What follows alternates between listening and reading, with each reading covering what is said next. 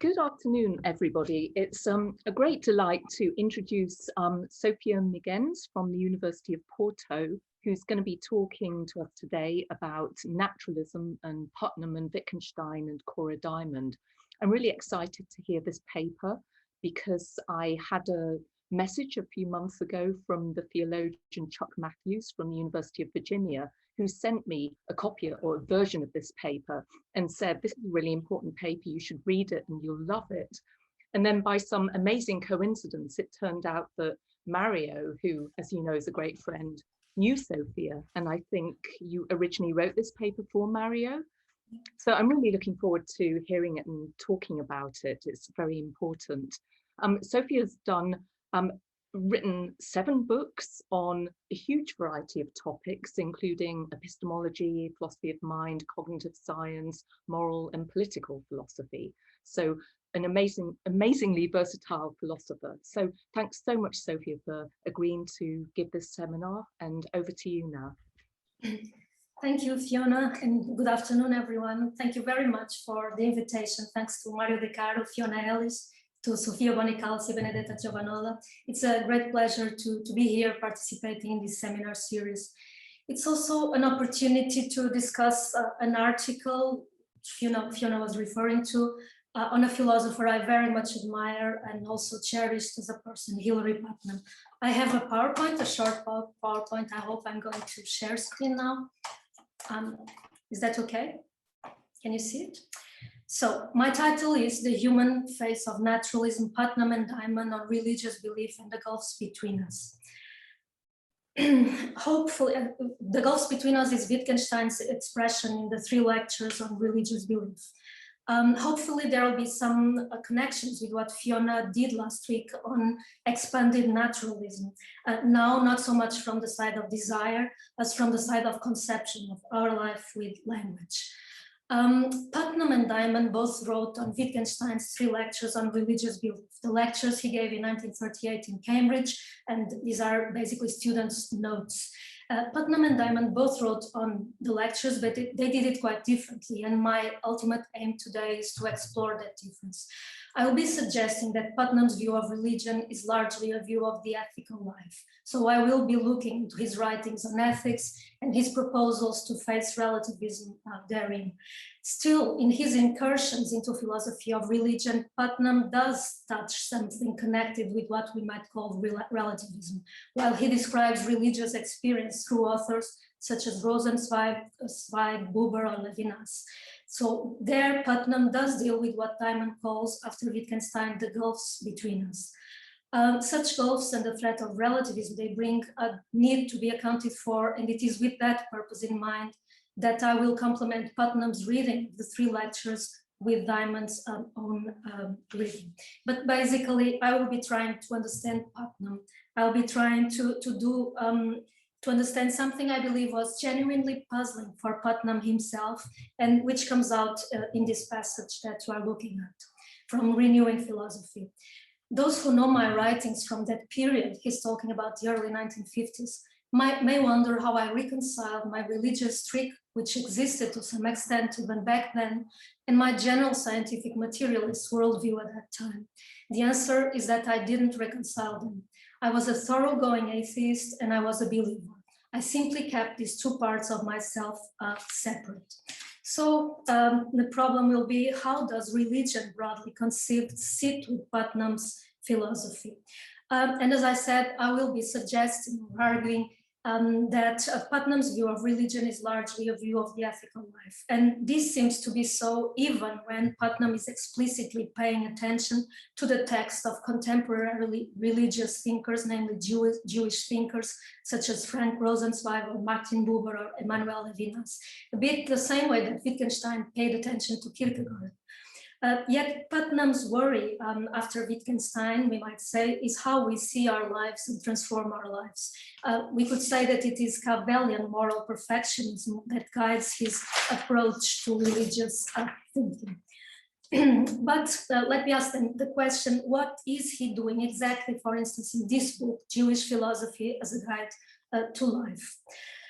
from 2008. One thing Putnam is doing is carefully reading continental philosophers such as Levinas, taking into consideration the background knowledge, say, of Husserl and Heidegger it requires, and trying to summarize the material for the lay reader interested in religious thought. In fact, as Ruth Anna Putnam pointed out, his approach to the Jewish religious thinkers I mentioned is mostly exegetical in this book. This means, among other things, that Putnam is very different from, say, current analytic philosophers of religion. In his writings, he simply evades what we might call the problems of mainstream analytic philosophy of religion, such as whether religious belief is warranted and how. He is equally unworried, we might say, he says it himself, about structures of Judaism as they are discussed among religious Jews. Following Levinas, he sees such discussions as domestic quarrels, I'm quoting him. In fact, not only historical or sociological questions of religious practices or religiosity are besides the point, but also, and this is very important for Putnam, I'm also quoting him, theorizing about God is beside the point. He says, for the religious man, theorizing about God is besides the point. Thinking this is in fact something all the religious thinkers Putnam comments on in Jewish Philosophy as Guide to Life have in common, according to Putnam. It is one thing, though, to believe that theorizing about God is beside the point and that disputes about strictures of Judaism are domestic quarrels and nothing else. And another thing, not to be interested in what we might call the ethical and political phases of religion. Putnam was always much too interested in the practical life of humanity to be able to turn a blind eye to the fact that in our world people do clash and die because of religion. And this is something, well, we all know that Wittgenstein did not care much about. So there the parallel ends. It is safe to say that Wittgenstein did not cared mostly about those aspects of religion which are strictly obsessively individual, we might say. His interest was in the strife of the tormented individual. He was most likely totally unmoved by the social and political aspects of religion, that the kind which exercise people like Hume or Bertrand Russell. It cannot be exactly so with Putnam. And this is one reason why the issue of relativism, which never ceases to worry Putnam, the philosopher of science, philosopher of mind and language, could not completely absent from his approach to religion. Yet questions with such shape are not dealt directly in his writings on religious thinkers, namely in this book, Jewish Philosophy as a Guide to Life. Of course, as he goes on with the exegesis, he does not fail to point out what we might see as some shapes that the Wittgensteinian gulfs between us might have. His readings of Rosenzweig, of Buber, of Levinas, and also of Wittgenstein, the one-quarter Jewish philosopher he also takes in the book, they go a long way in characterizing religious attitudes, describing religious attitudes. In fact, Putnam himself admits they go a long way in characterizing his own religious attitudes as a person.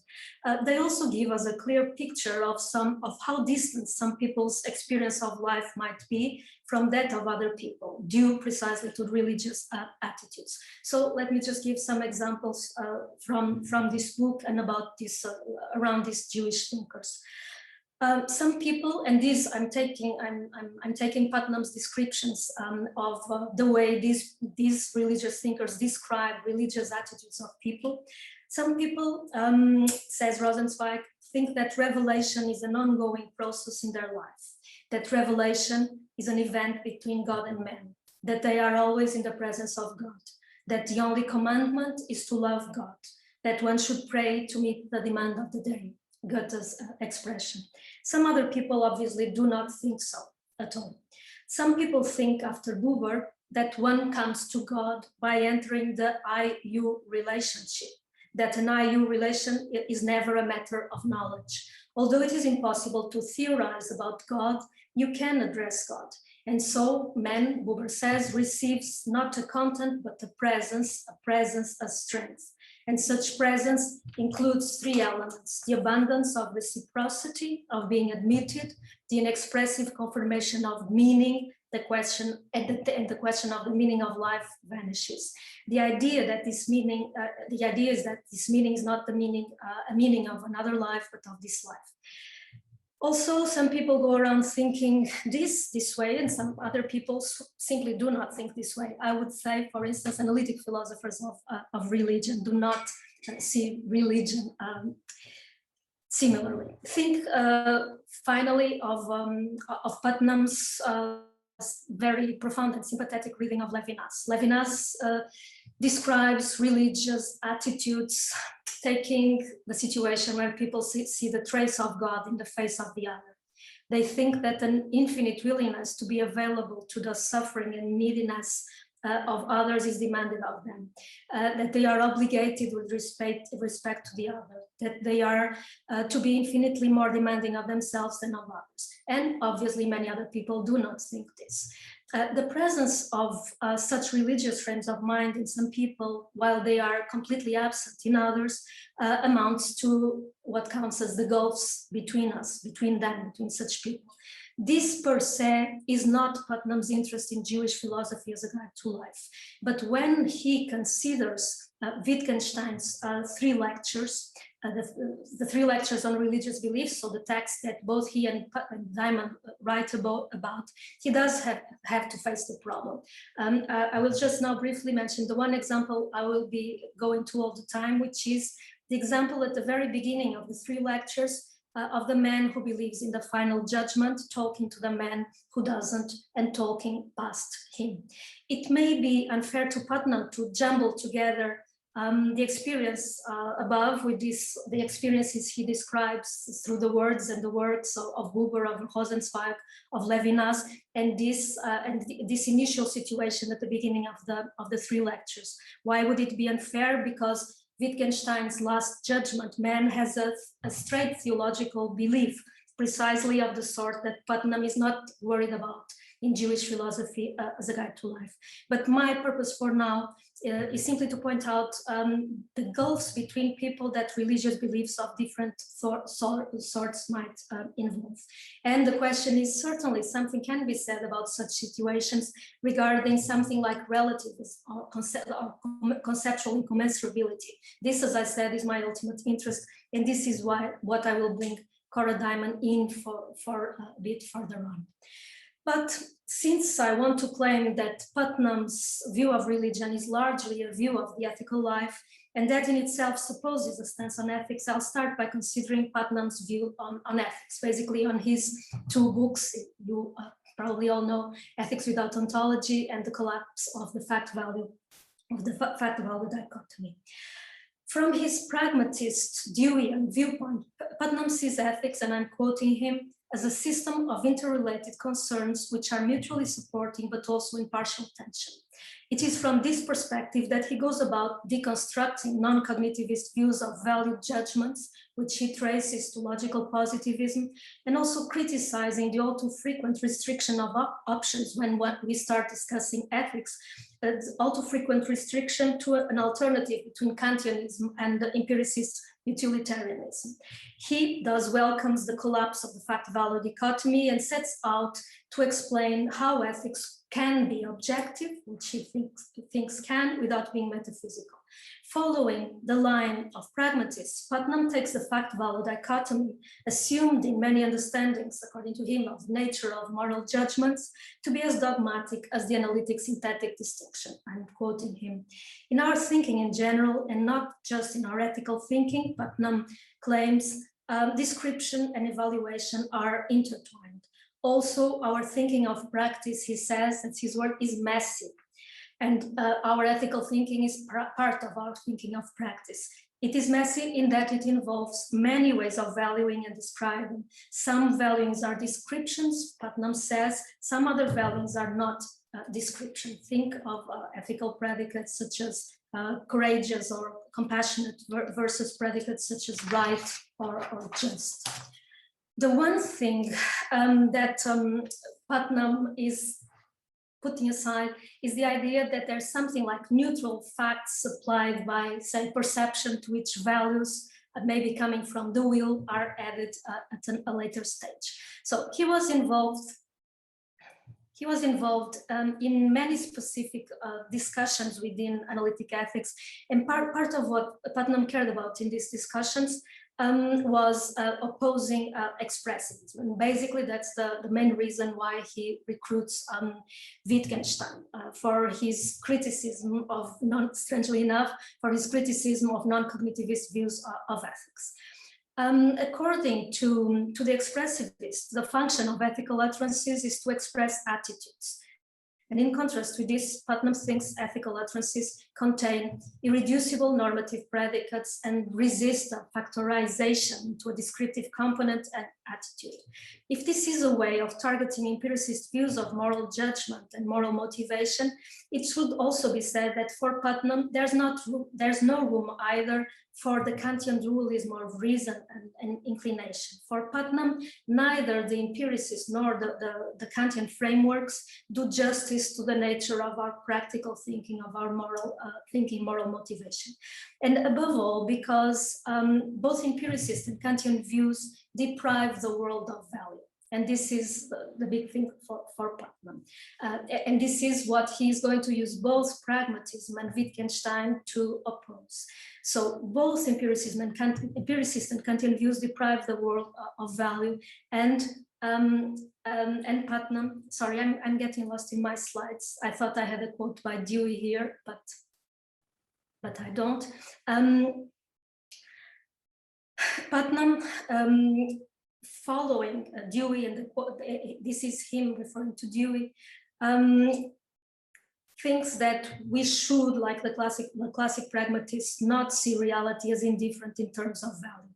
Reality, as Dewey saw, and this is Putnam in Jewish philosophy as a guide to life, reality, as Dewey saw, makes demands on us. Values may be created by human beings and human cultures, but I see them as made in response to demands that we do not create. That there are such demands, that we do not create such demands, is one step towards Putnam seeing ethics as being objective. Another thing Putnam means when he speaks of ethics being objective, as being objective without being metaphysical in his expression, is that ethics could do and should do without ontology. That is, without discussing and postulating objects such as ethical facts supposed to make ethical utterances true. Positing truth makers for ethical judgments amounts to trying to justify ethics from the outside. And this is another thing Putnam is writing against. Justifying ethics from outside ethics is something which for Putnam is simply not possible. And talk of objects is for Putnam, namely of ethical facts, is for Putnam a misguided orientation that analytic metaphysics and ethics share and are often based on. So, and this for Putnam stems from an obsession with exists, which he says has done a great deal of harm to philosophy in the 20th century. I'm getting to Habermas, to Putnam's dialogue with Habermas, because I believe they were, I suppose, in good terms throughout their lives. They had lots of exchange, and I think that reading Putnam on Habermas is a good way to see what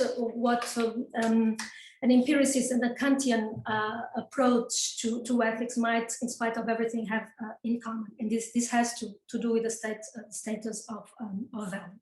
Anyway, clearly not all approaches of ethics focus on the shape of the ethical life. And in fact, empiricist utilitarianism or Kantianism are ways of viewing ethics that do not focus on the shape of ethical life. In order to get from views of ethics centered on understanding the nature of ethical judgment, moral motivation, and ethical utterances, so let's say the common way of doing ethics in analytic philosophy, namely, Putnam uses both pragmatism, the classic pragmatists, and religion were important for Putnam. I briefly mentioned why a pragmatist like Putnam may be insatisfied with views in ethics which start from a view of the world without value. But the crucial thing for my purpose here is what is left as a positive view of ethics after the criticisms I went through. And the positive view of ethics Putnam puts forward is something like the following. Like Levinas, and he puts it like this in his response to Luthana Putnam in the Shilp volume on Putnam. Like Levinas, Putnam believes that fundamental moral values are universal. And he says, Pace Levinas, although not one. But obligations such as justice and compassion, these examples are compatible with more than one way of life. And so the idea that there's something universal about ethics is to keep, but is, according to Putnam, to be carefully distinguished from the idea of a universal way of life. And this is where his discussion, his dialogue with Habermas can be important. So I'm going to try to spell out an idea about values and obligations that comes out of Putnam's engagement with Habermas, namely in those texts of Habermas where he's discussing values and norms. Putnam thinks we should be less Kantian and less formalist than Habermas in thinking of ethics. Habermas himself sharply separates norms, universally valid statements of obligation, which he treats in a Kantian way, and values, which Habermas sees as contingent social products, which vary as different life worlds vary. And Habermas thinks they should be treated in a naturalist way. For Habermas, norms and values connect only at the meta level, in that values have to stand being defended rationally. He thinks one simply cannot come up with a value. Habermas thinks we cannot come up with a value which is more than a preference. My preference or some preference of somebody in some life world, in Habermas terminology. Putnam believes Habermas does make values as non-cognitive as the positivists think they are. And that is the core of his criticism of Habermas. As he puts it, Habermas simply assumes that disagreement about values as disagreement about norms is a fact of life. So Habermas's minimal Kantianism of his discourse ethics is supposed to work against that background. A key to Putnam's view of the ethical is thus the fact that Putnam believes that one can and one should be less minimalist and more substantial about values than Habermas is.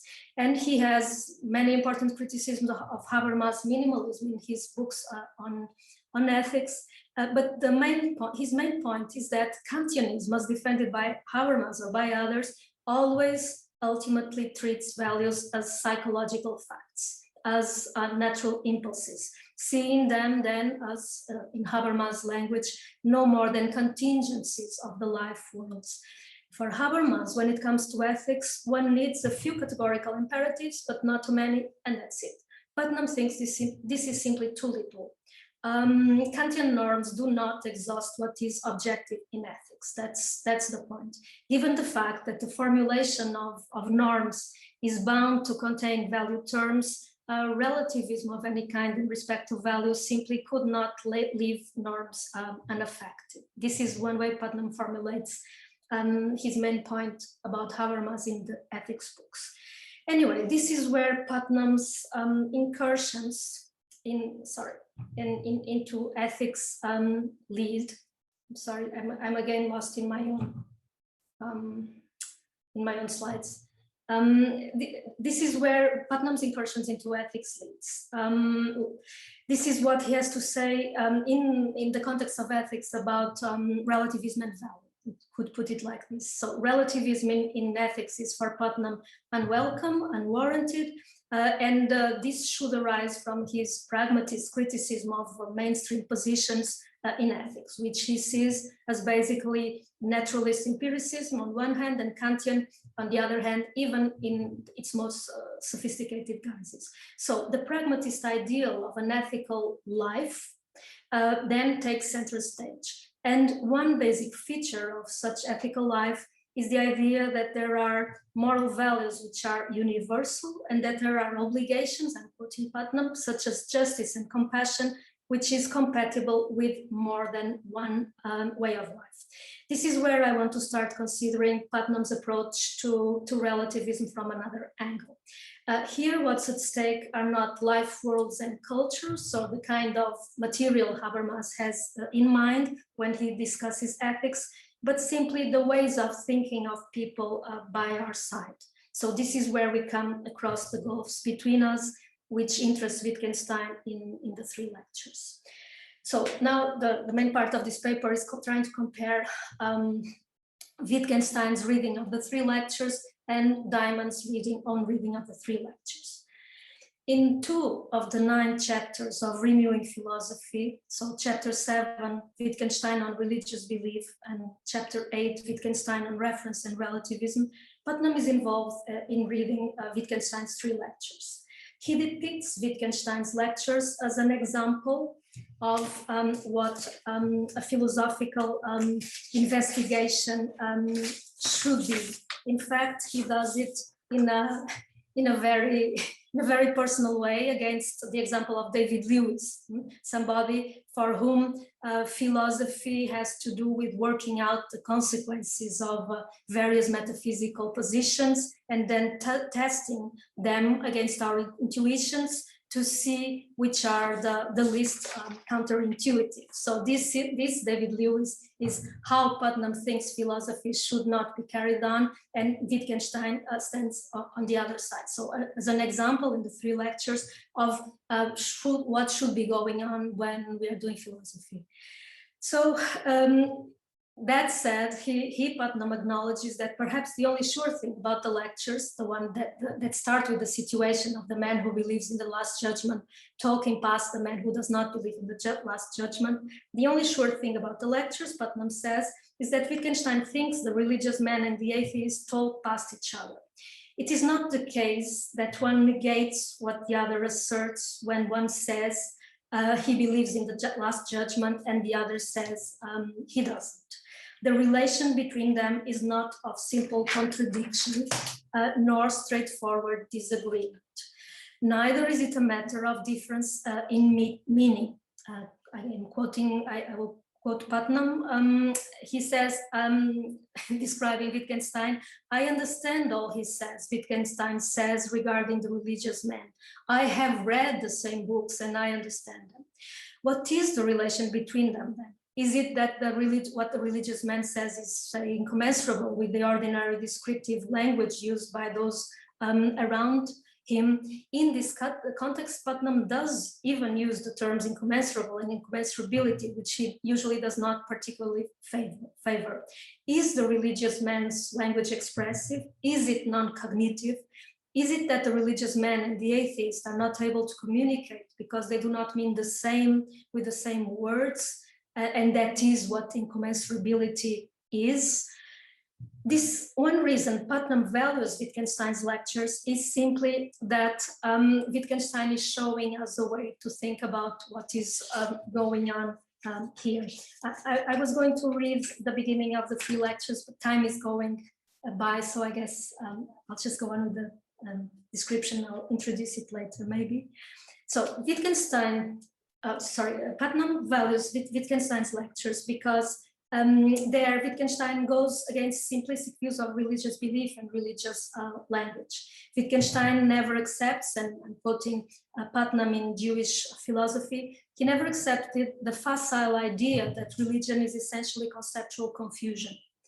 Putnam goes on situating Wittgenstein's positions within ethics and philosophy of religion, then by connecting the 3 lectures with Wittgenstein's remarks on Fraser's Golden Bough.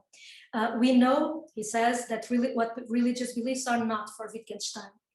They are not false, pre-scientific theories subject to standards of verification or confirmation, as in the supercilious and self-congratulatory view of Fraser.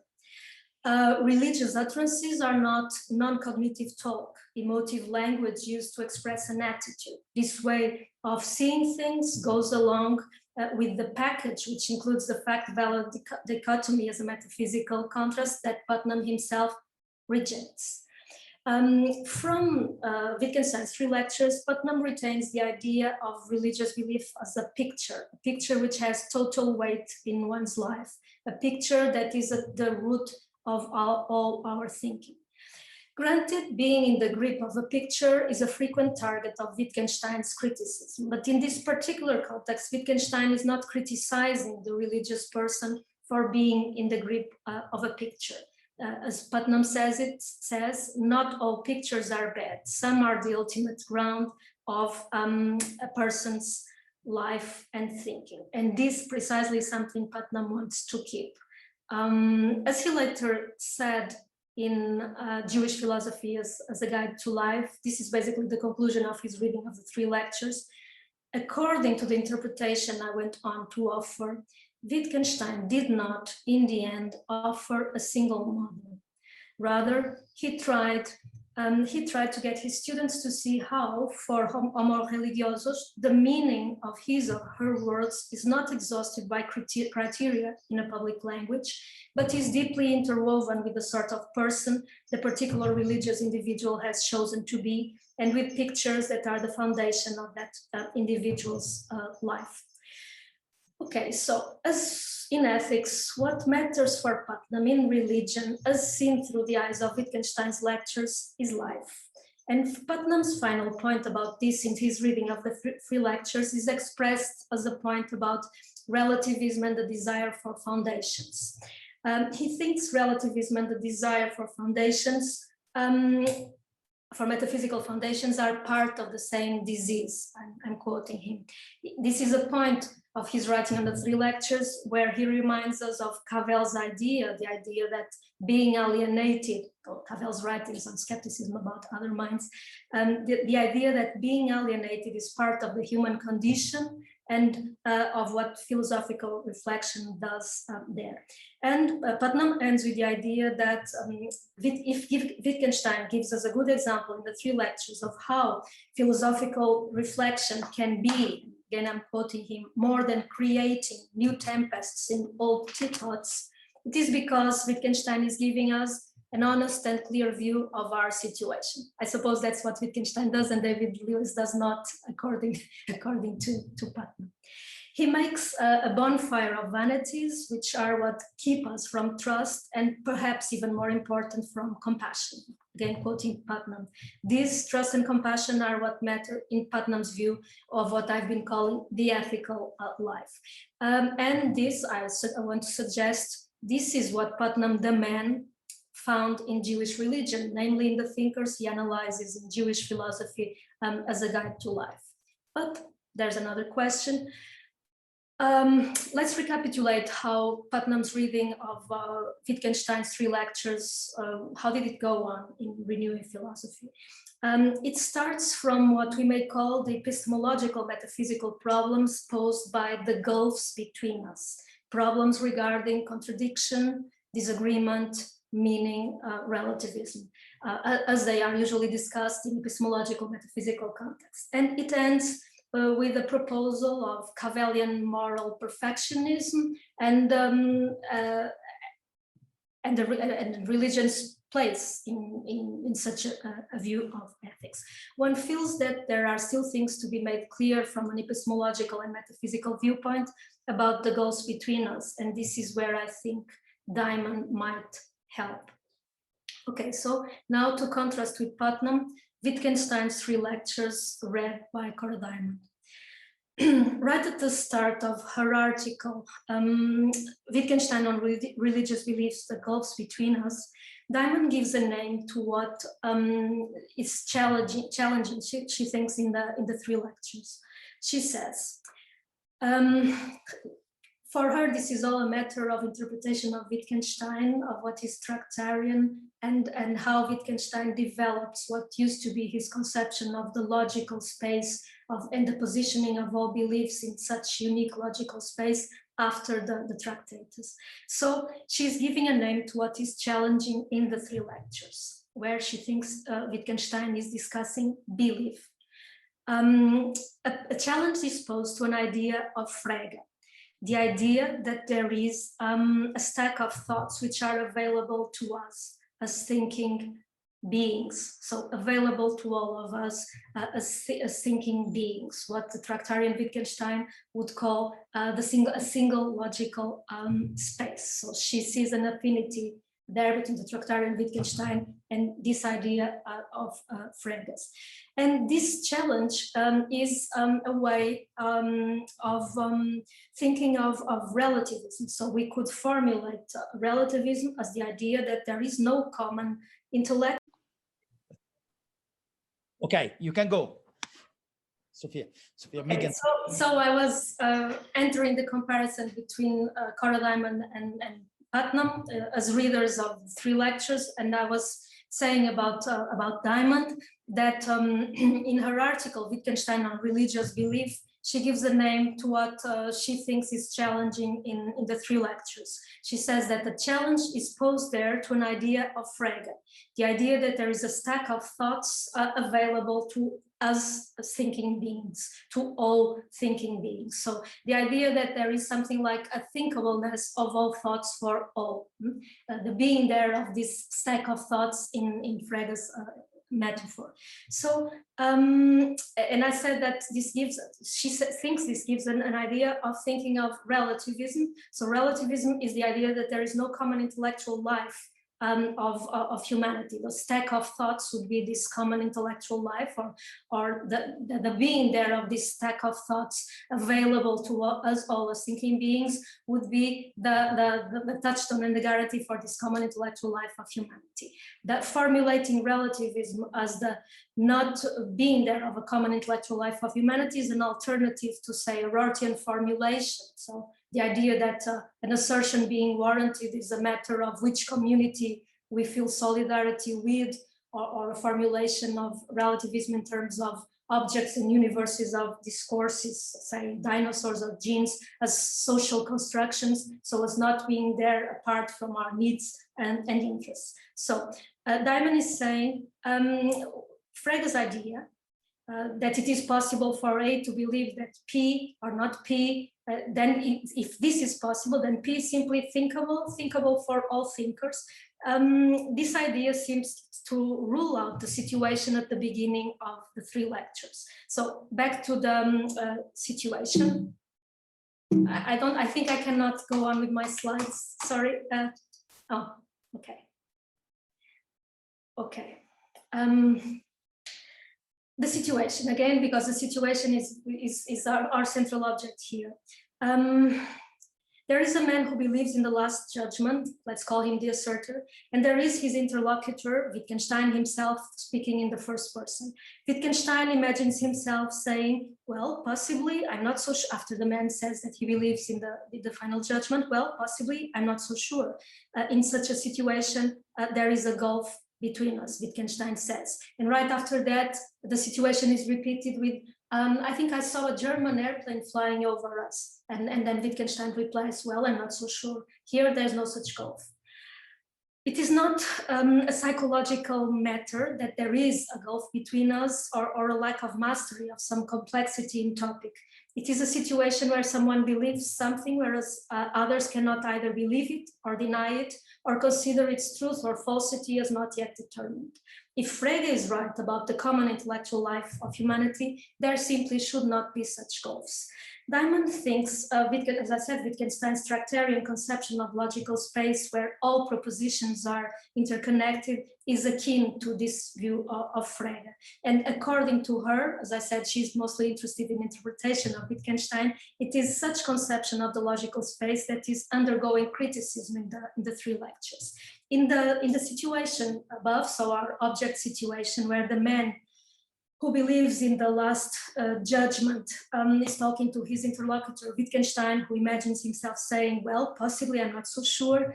The concept of belief diverges from what it should be, according to what Diamond calls the Fregean Tractarian approach.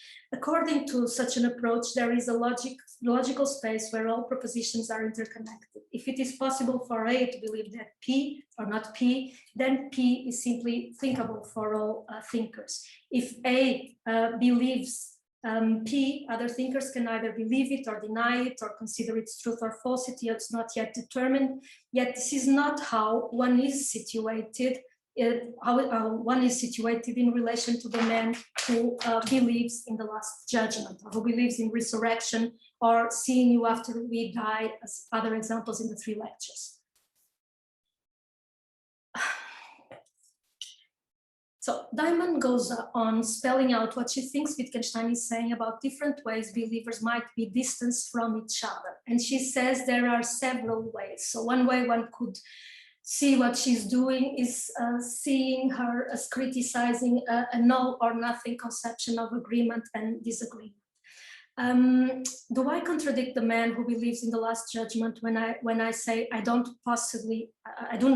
know possibly? Do I say that his evidence is not adequate or sufficient for such claims? What interests Wittgenstein in the 3 lectures is that the answer may be I do neither. This is a point he wants to make against an objector who thinks that if someone has a belief, you are not in a position to contradict. You are not in a position to contradict him, you have not understood him. You simply have not understood him. Wittgenstein rejects this. What we may call the model of common belief or scientific belief, which naturally goes on, contradiction, disagreement, evidence, is not sufficient here. In such a context where what the objector says is perfectly reasonable, there what separates us might be by propositions we share, but not in the cases under analysis here. Diamond claims that what Wittgenstein is saying is that there are different ways of standing before the man who believes in the last judgment. And one main point is there in bold in the first part of the slide. It is not the case that we face an alternative between merely articulating words, sounds and behavior, and being involved and engaged in argument, agreement, and disagreement with another person. Such claim has a direct connection with Putnam as she interprets him in her paper, How Old Are These Bones, which I'm going to use for everything I'm going to say now. And in that paper, she's referring to an, I suppose Mari would know better, unpublished paper by Putnam called Newton in His Time and Ours. Will the real Richard Rorty please stand up? So that's what she's referring to in this paper. So Putnam comes up with an example in the article. It's an example invented by Putnam in his long-running disputes with Richard Rorty. The example takes place is a discovery of strange bones in the 17th century. Bones are dug up, and someone wonders how old they are. We now know they are 1 million years old. So 20th century techniques have been used to establish their age. And in the 17th century, obviously, there were no such techniques. But suppose someone had speculated, Lyman calls the person who speculates Leibniz. Suppose someone had speculated about this in the 17th century and came up with the hypothesis that they were 1 million years old. Would they have been right? And Putnam says, yes, they would have been right then. And he says this against Rorty, who thinks that if someone had uttered the sentence, the bones are 1 million year old in the 17th century, the sentence would not have been a candidate for having a truth value. It would only have become true in the 20th century. So, okay, obviously what's at stake in this example is meaning the same, and what meaning the same is. And so what is Diamond doing? Following Putnam, she wants to criticize the idea that people coming from temporally distant cultures, people who do not share modes of investigation and verification with us, cannot mean the same by their words as we mean by our words. In order to do that, she wants to reject a particular way of interpreting Wittgenstein and what Wittgenstein is committed to in thinking about meaning and verification. And very, very basically put, what is going on is the following. The premises of such argument are that, 1, modes of investigation and verification belong to the grammar, and 2, it is grammar that shows us what we are talking about. The conclusion from such premises is that people cannot share a belief or hypothesis, for instance, about the age of the bones, which were dug up in the 17th century, if they do not share modes of verification for it. So if you start by thinking that modes of investigation and verification belong to the grammar, and if grammar is different, you will think people are not speaking about the same thing. This is something one needs to accept in order to claim that the coincidence in the shape of words does not per se indicate that what those people think is the same. Diamond claims Wittgenstein doesn't claim this, and she agrees with Putnam's way of treating the bones example. The idea is that we can identify what we are speaking about using our own way of speaking, even when our ways of speaking depart significantly from what would be available to the people whose thought we are describing. Putnam, I'm almost reaching the end, the conclusion. Diamond does all this because she does not want to drop the idea of a common intellectual life of humanity, but neither does she want to stick to Frege's idea of metaphor of the stack of thoughts. So for that, she needs a proposal for replacing Frege's idea that is being challenged. And so this is where she recruits an idea from Franz Rosenzweig. And the idea is the following: the movement of intertwining of words in human lives is what we should appeal to, in contrast with the Fregean stack of thoughts. It is such a movement of intertwinement of words in human lives that is needed for conceiving of the making sense of our words and of other people. And this is what she uses in the paper I'm talking about, the interpretation of the 3 lectures, to talk about the relation between the religious man and the non-religious man, admitting that she does not want to say that religious belief is not part of our mainstream intellectual life. That's something that she sees as a strategy she does not want to pursue. Okay, I basically wanted to go through this comparison, just a brief conclusion. I started today by asking how religion, broadly conceived, sit with Putnam's philosophy. Is it something apart from everything else? Is Putnam writing about Jewish thinkers a completely different person than the Putnam we read in Philosophy of Mind and Language? And I want to say no, and I wanted to suggest that Putnam's view of religion, first, is largely a view of the ethical life. And so there we have, the goal is to understand Putnam on ethics. And there I wanted to say that religion helped Putnam, the person, spell out his Cavelian perfectionist view of the ethical life. But then I suggested that spelling out the shape of the ethical life is not the only issue associated with religious belief and religious language for Putnam himself. The existing gulfs between the religious and the non-religious man, when they exchange words in this world, the question whether they mean the same by these words, by their words, is another question we need to face. And when he reads Wittgenstein's 3 lectures, Putnam himself faces the problem. Still, in such reading, he is mostly interested in criticizing, following Wittgenstein, what he also sees as facile ways of considering religious belief and religious language. And this is where I brought in Diamond as a reader of Wittgenstein's 3 lectures, because she deals directly with the relation between such issues and Putnam's stance on relativism. And she does that wanting to keep what she calls the idea of a common intellectual life of humanity that dispenses of Frege's idea of a stack of thoughts, assuring the thinkableness of all thoughts for all of us. So keeping the idea of a common intellectual life of humanity is Diamond's own way of putting forward the way of facing the relativist menace that I think goes one step beyond Putnam's own reading of 3 lectures, or rather complements it, because she bases her reading in Putnam himself. Oh, just to finish, back to religion. I think, in spite of all this, I think that the question remains open whether for Putnam religion is really just a matter of ethics. And so I want to finish with these 2 quotes of Putnam. First, he asks himself, what did I make philosophically of the religious activities that I had undertaken to be a part of? The question has no final answer because it is one I'm still struggling with and will very likely struggle with as long as I am alive. And in Jewish philosophy as a guide to life, he goes some distance in answering it as a person. He says, like Dewey, I do not believe in an afterlife or in God as a supernatural helper who intervenes in the course of history or in the course of our lives to rescue us from disasters. I don't believe in miracles in that sense. But spirituality, in my case, that means praying, meditating, putting myself in touch with the ideals and the rituals, the ancient texts that the Jewish people have passed down for more than 2 millennia, and undergoing the experiences that go with all of this.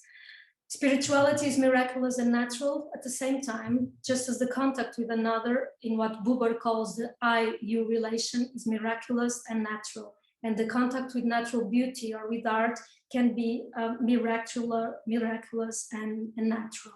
Well,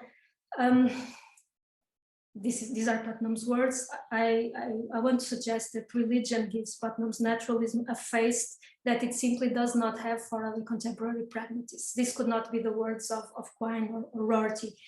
And this is so above all because religion did give content to Putnam, the man's stance on an ethical life. But perhaps this juxtaposition of the natural and the miraculous in the quote above, perhaps here something beyond ethics is being alluded to. This is the point where I thought what Fiona was saying last week about extended naturalism might come in. Thinking that religion is such an important dimension of human life is no doubt a distinctive trait of Putnam's liberal naturalism, a trait whose different connections with the rest of his philosophy remain to be spelled out. I just tried to begin it here today. That's it. Thank you.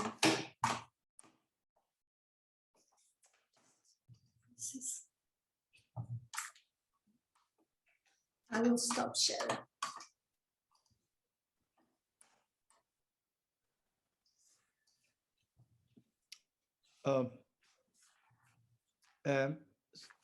Fiona, Sofia, could you give the sound to Fiona? Yes. Okay, I think I. Okay, I've got it. Okay. Yeah, real. Okay, thank you, Sophia. That was such a fascinating paper. And we're now going to go into the questions, and we've got half an hour for those until 5:30.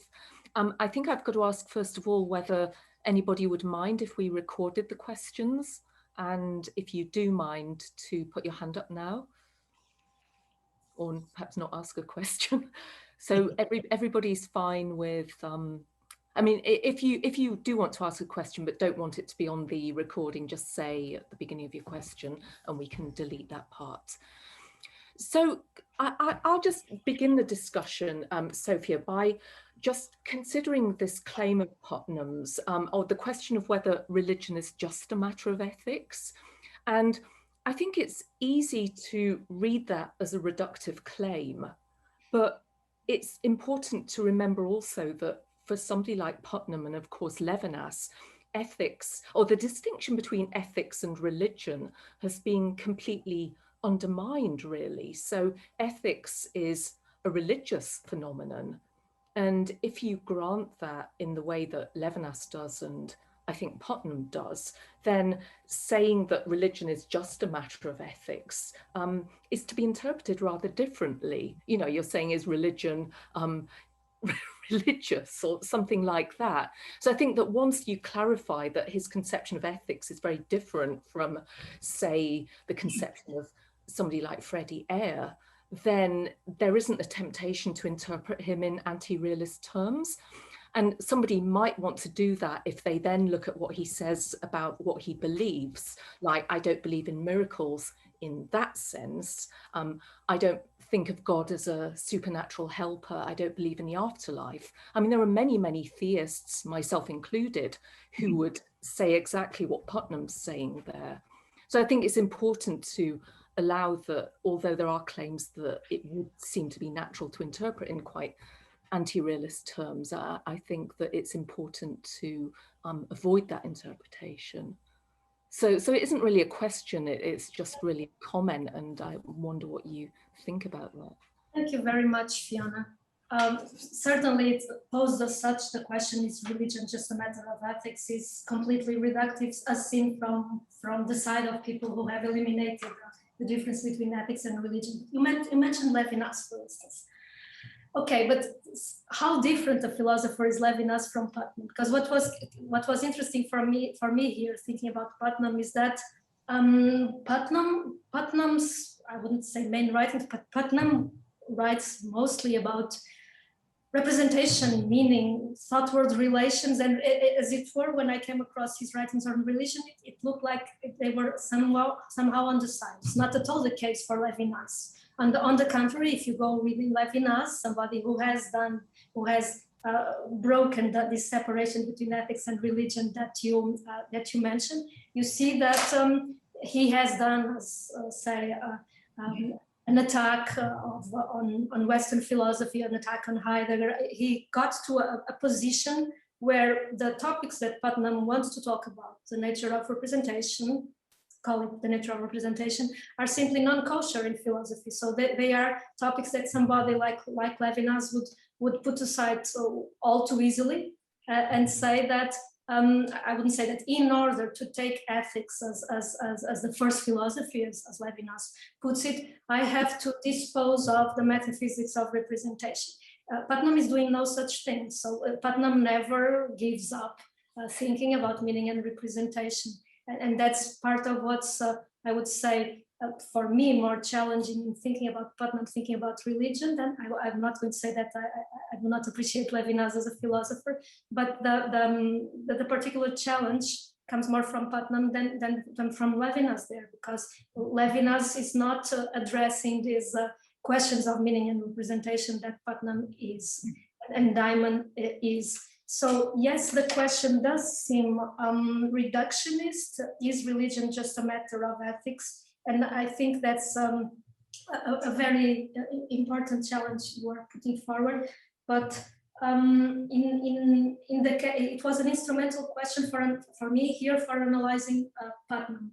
So the discussion, I suggest, could go further then, but for me here was instrumental first to bring up what I do think that is at stake when Putnam addresses religion, which is his own conception of the ethical life, which is a central problem for the, let's say, the more well-known Putnam, the Putnam that probably all of us, not only those who work on religion, work on.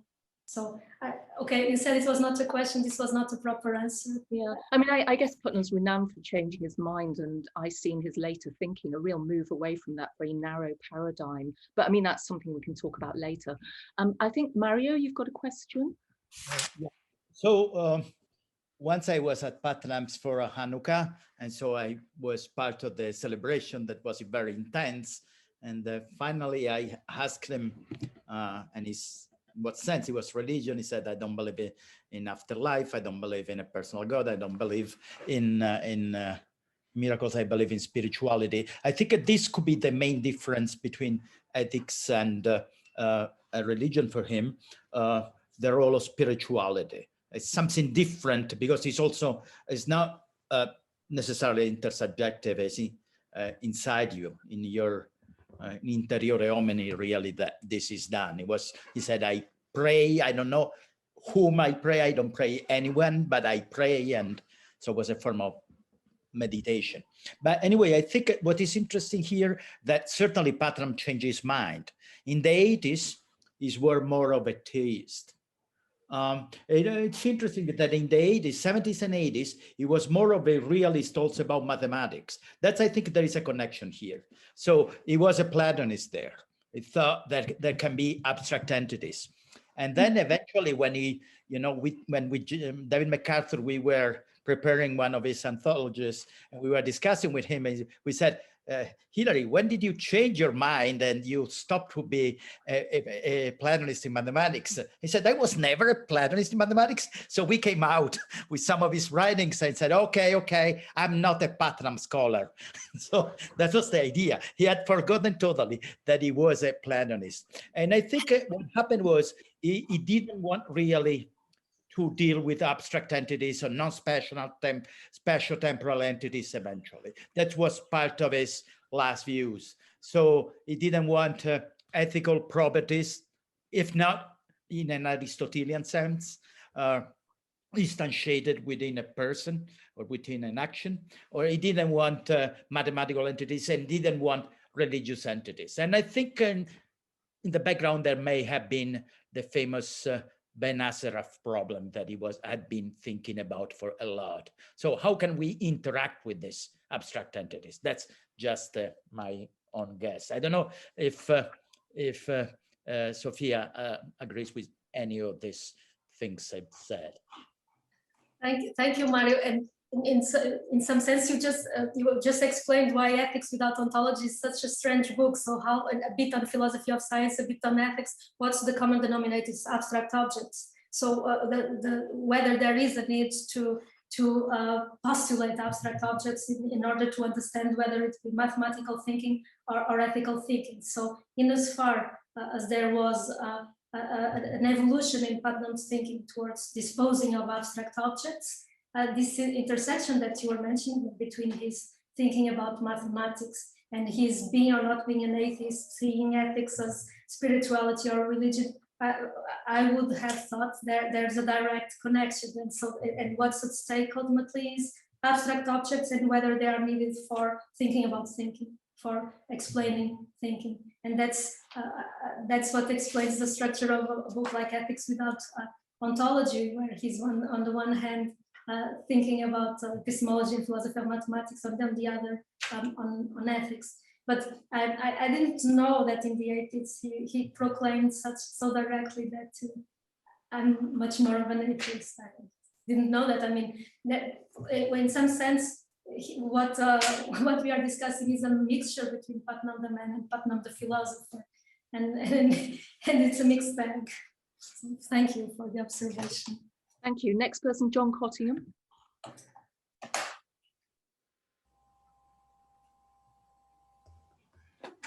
Thank you very much. Yes, I think this it was a great talk and really brought out so many interesting things about Putnam.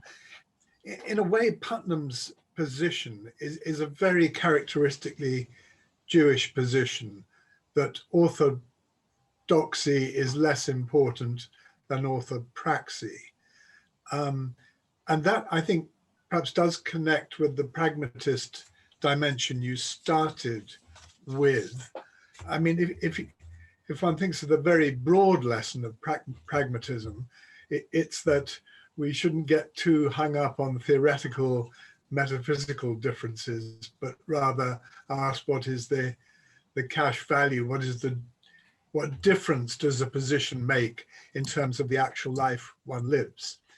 And the difference being religious makes for Putnam is orthopraxy. That's to say, he participates in a form of life. So I think in a way, this is not about whether religion is reducible to ethics, because religion is not just a matter of ethical conduct for Putnam. It's a matter of participating, as Mario was suggesting, in certain spiritual practices, in a certain form of identity, a way of life, a way of engaging in rituals, communal rituals, and so on. And that is what is important, rather than anything that could be expressed as a theoretical metaphysical doctrine. And that is reminiscent, I think, of some of Wittgenstein too. So I think I'm really agreeing with a lot of what you said, except that I don't think it's a question about the relation between religion and ethics, not put in those terms anyway. Thank you very much. I guess I also agree with everything you said, so I don't know where to start here, but you mentioned this, the connection between the pragmatist stance that I started here today with today, and the fact that what matters in religion or spirituality is not something like a theoretical stance, but the difference it makes for life. And it's not only I agree, but I think that is the touchstone for the connection I was trying to get at between Putnam, the philosopher of science, language, mind, and Putnam, the thinking about religion and ethics. He says, for instance, in one of his books on ethics, in the collapse of the fact-value dichotomy, we should stop equating objectivity with description, and take as touchstone both in thinking about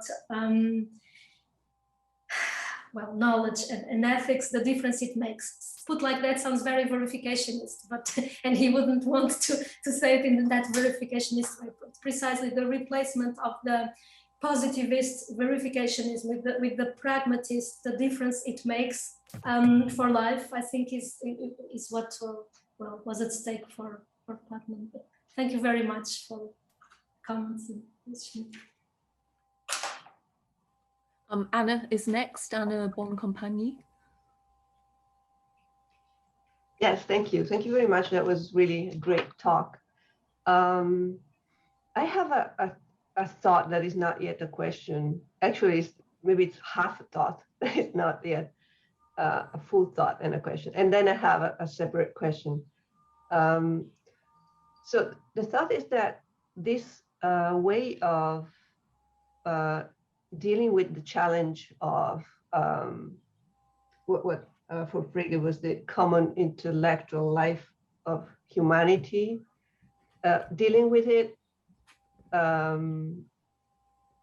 by, in the end, highlighting the fact that our meanings, even our deepest meanings, are so much interwoven with what we do, right? With the praxis and the practices of human life. It's like somehow deflating the issue in the sense that it amounts to pointing towards what Wittgenstein elsewhere calls the common behavior of mankind, which is what we judge our or we interpret other languages with, right? So I don't know. There is something that for me is slightly weak in this, meaning unsatisfactory. It's like deflating the importance of the issue by simply saying, okay, I mean, I'm totally sympathetic with pragmatist views on this, but at the same time, I feel a personal dissatisfaction with this way of deflating maybe the relevance of the challenge. And this was just the still unfinished thought. Mm-hmm. The question is that is more on maybe on the Wittgensteinian side, more on Wittgenstein, and it is in the description of religious beliefs and religious attitudes. You pointed out how much this, I mean, let's say, the gulf between us when it comes to religion goes deep because there's not, it's not possible to provide evidence and to contrast one belief with another's belief in terms of argument and disagreement. This sounds very much like what Wittgenstein also talks about in uncertainty. Therefore, it looks like there is a kind of deep disagreement that is a hinge disagreement when it comes to religion.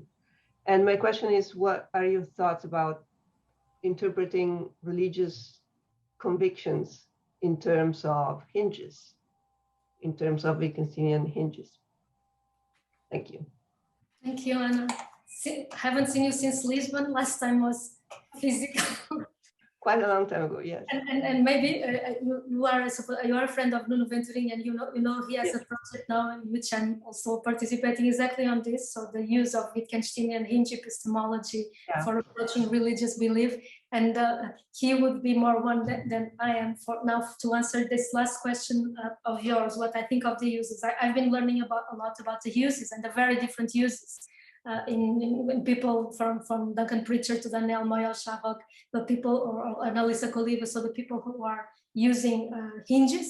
And we are trying to, for all sorts of purposes philosophically, and we are trying to come to terms in the Lisbon project with what that could mean for religious belief. And I've been working more on the epistemology part than on the religion part. Religion is not the most usual topic for me, I must admit. And so as for the second question, you said that since there are no, since the idea is that the gulfs go so deep when it comes to religious belief that no common epistemological instruments such as gathering of evidence or argument around explicit agreement or disagreement could go on. You said that. Did you say to yourself that the one way out of this, say, lack of epistemological means would be to bring in hinges? That was a role of hinges in.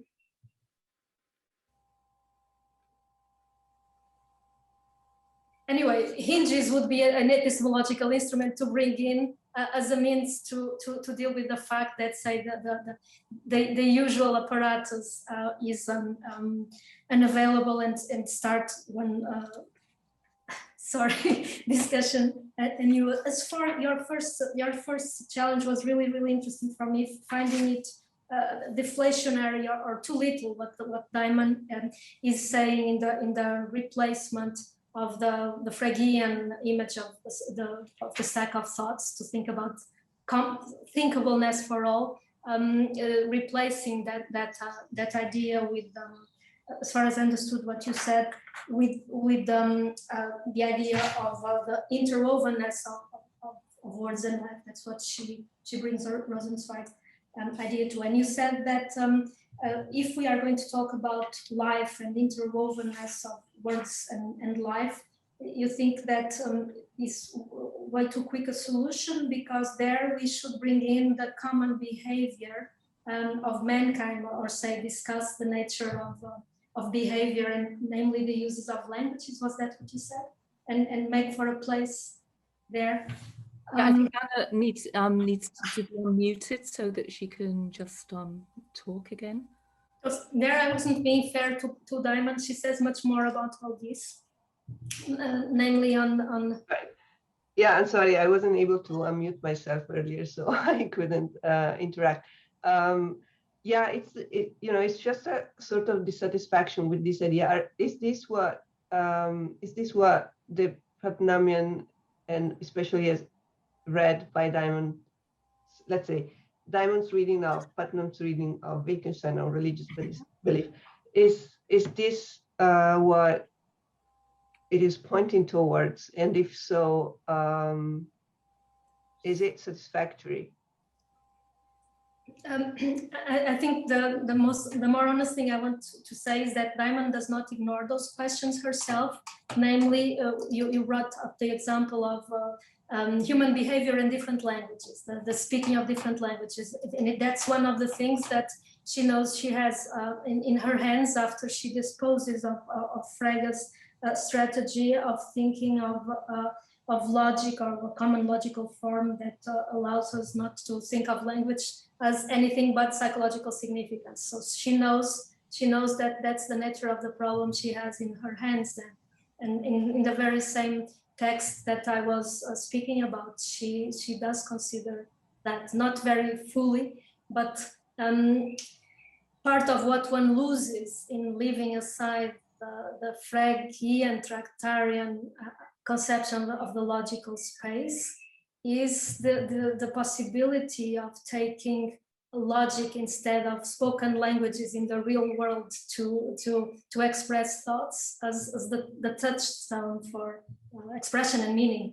And she says that she sees that problem there. It's not what she only diagnoses it. She doesn't follow it thoroughly, but it's part of what's lost in with it. And so your idea that there was something deflationary applies, I think, to what I said, because it was too little, but not to what Diamond sees as the way to go.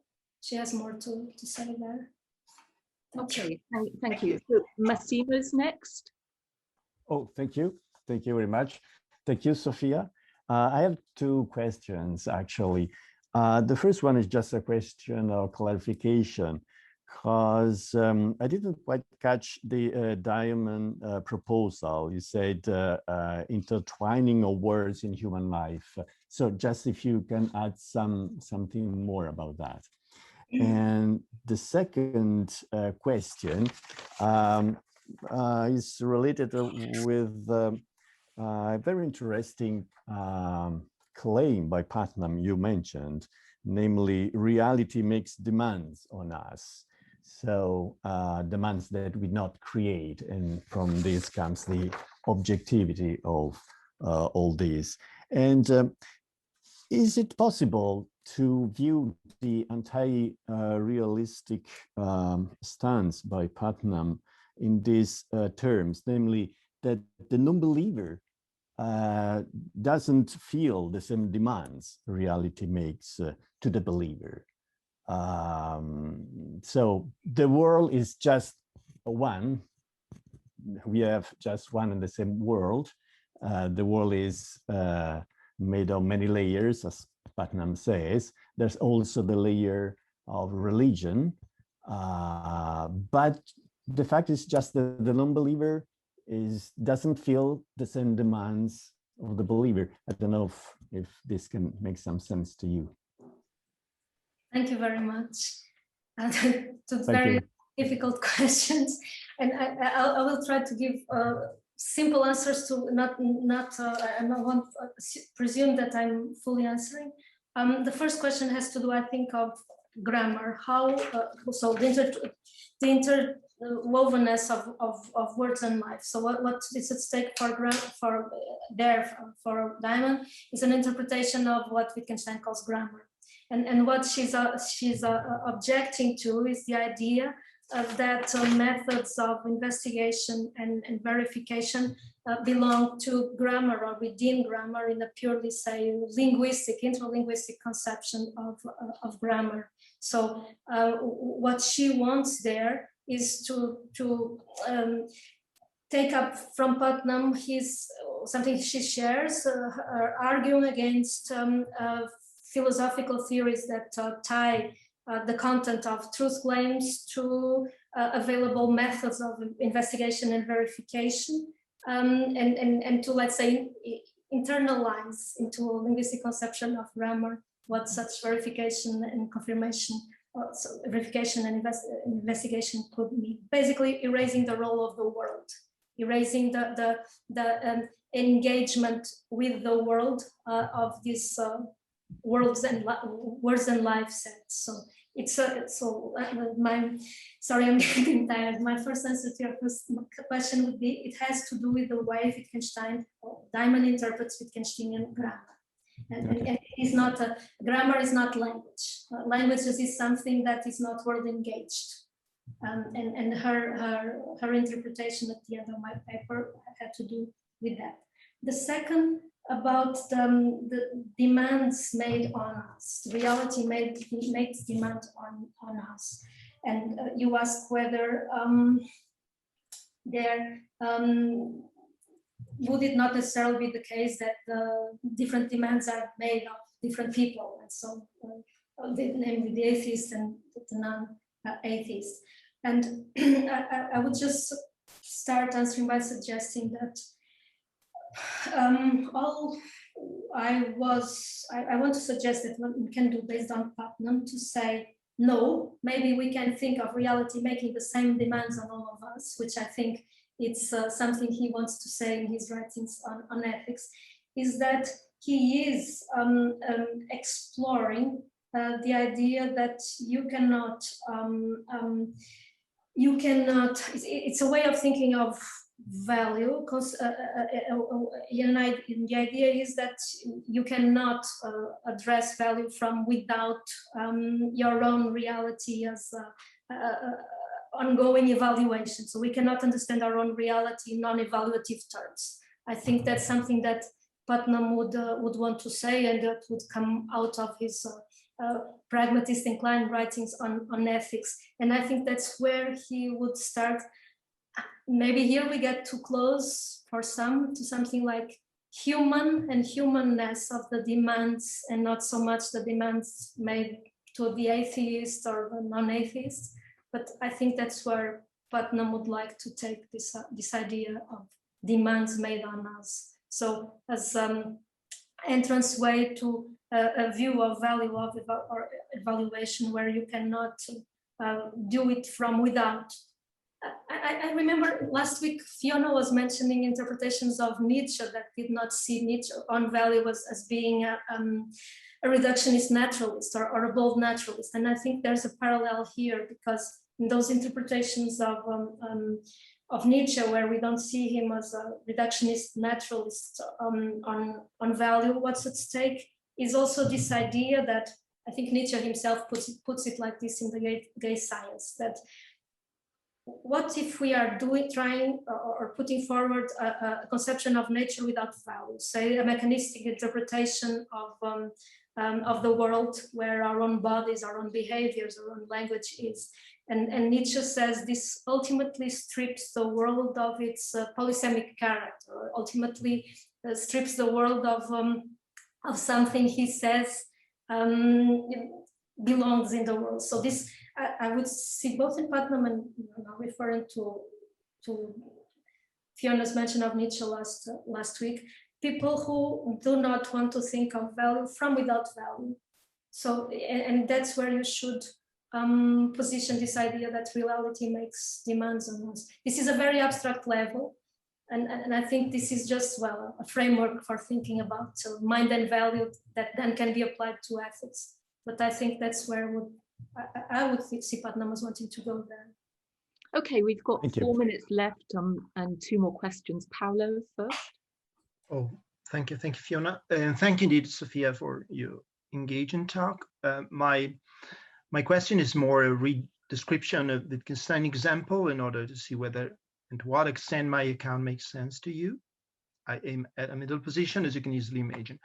Well, when an unbeliever is faced with a believer's claim or story or ritual that she does not share or doesn't know what to make of, it may be that she senses or recognizes nonetheless that such a claim or story or practice is an ingenious answer to a question that matters to her, but she struggles to formulate or express in a convincing way.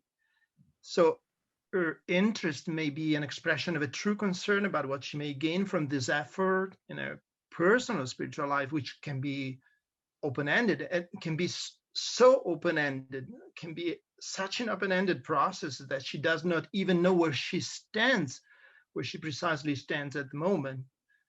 So I don't know if this means intertwining in Cora Diamond's sense, but does this make sense to you or not? Thank you. I wonder if I might take your question as having to do with, as you formulated, what can the non-believer gain when faced with with rituals of believing, say? And there is maybe one place where Putnam's emphasis on spirituality, we call it that now, or what he says sees as common values, he puts it like this, say, of justice or compassion may enter more than the level of discussion of language and meaning that have to do with words and life. So, but this would be, in Fiona's terms, reducing religion to ethics, but it would be a way to start answering your question, maybe the understanding by the non-believer of the believer's rituals would start ethically, even if it would not ultimately stop there. But I'm aware of the reductionist way this is being formulated. Thank you. Thank you. Matteo? Yes. Hello. I just have a question. It's always about ethics and religion. So I had the feeling that Mario mentioned that Putnam told the religious dimension was really intimate, so or interior and so on, and there is something for sure at that. But I always had the feeling that the fascination Putnam had for Levinas, for instance, pointed in a in a sense in a different direction, so that what is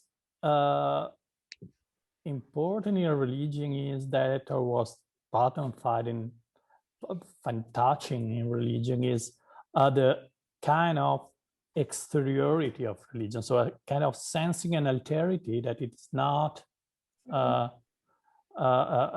something that have to do with our deeper commitment, say. So you can say ethics have to do with our deeper commitment, but religions, or at least I had the feeling that Putnam thought so, religion is not somehow a fertilizer of more deep of commitment that are still deeper and deeper, but something that are somehow maybe not clearly, or has something to do with our being so demanded, say, or called for from the outside, and so that was and I just want to know if what you think about that. Thank you very much. And that is a very interesting suggestion towards formulating the difference between ethics and religion. In fact, starting with what you call the Putnam's fascination with Levinas. So what you were saying is that beyond thinking that religion has to do with something like what's intimate or the inner sphere, what matters for Levinas and what mattered for Putnam in Levinas, what Levinas would call l'autre. Something like that. Something like that. It's not God, is the other human. Yeah. It is not kind of super object. And that's part of what's subversive philosophically in Levinas, in this making of ethics as first philosophy, and using it for against many things, metaphysics or Heidegger, but this idea that l'autre is l'autre, human, other, and this I think is would be a productive way to think of what's at stake in religion, conceptually being more than simply ethics, as the matters of value and values, and that Putnam is also interested in. I think that would be, you are absolutely right about this fascination of Putnam for Levinas, and I didn't know very well what to make of it, because he's also pretty critical of Levinas, often saying, let's say that his Levinas idea that you are responsible for, say, the persecutions that you yourself undergo. For Putnam, this was unsustainable, bad, but something that I think he takes seriously in Levinas is this, call it other human as doorway to transcendence or alterity, or words that are more easily by me said in French or Portuguese than English, but that could be the start of for formulation of a difference between what's ethical and what's properly religious in Putnam's thinking about religion. So thank you for that. Thank you. I think we've completed all the questions now. So this has been a wonderful end to our seminar series, Sofia. So thank you hugely for such Thank you very much. And to our audience as well. Can I add something, Fiona? Because this is also, thank you very much for this splendid, wonderful talk, Sofia.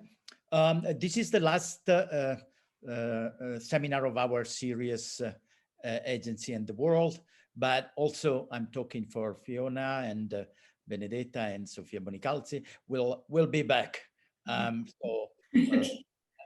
So I thank everybody, and there are people who have been attending all or most of our seminars, so we expect you on on the screens next year. Thank you very much, and bye-bye. Thank you. Thank you all. Bye.